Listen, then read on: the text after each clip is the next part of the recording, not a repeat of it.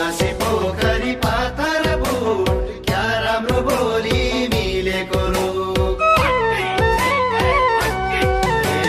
फुलासे पोखरी पाथर बुट क्या राम्रो बोली मिलेको रूप फुलासी घामको लामाले